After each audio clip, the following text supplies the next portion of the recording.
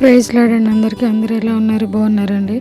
ఈరోజు దేవుని యొక్క మాటలు కీర్తనలు 134 అధ్యాయం 3వ వచనం. భూవ్యాకాశములను సృజించిన యెహోవా సియోనులో నుండి నిన్ను ఆశీర్వదించునుగాక.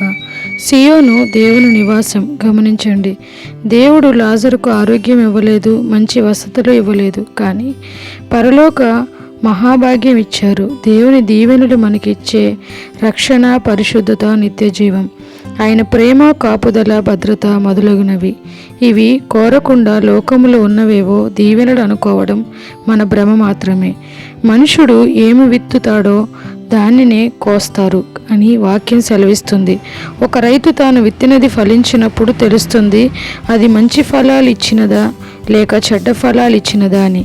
అదే రీతిగా మీరు చెడ్డ విషయముల కొరకు మీరు మీ శరీరాన్ని ఉపయోగిస్తే చెడ్డ ఫలాలు మీ శరీరం ద్వారా కోస్తారు. కానీ ఎవరైతే మీరు మంచి విషయాల కొరకు మీ శరీరాన్ని వాడుతున్నప్పుడు మీరు మంచి ఫలాలు కోస్తారు. మీరు దేవుని నామము కొరకు ఈ దినమున ఏమి చేయుచున్నారో అవి అన్నీ మీకు దేవుని యొద్ద నుండి గొప్ప బహుమానాన్ని మోసుకొస్తాయి.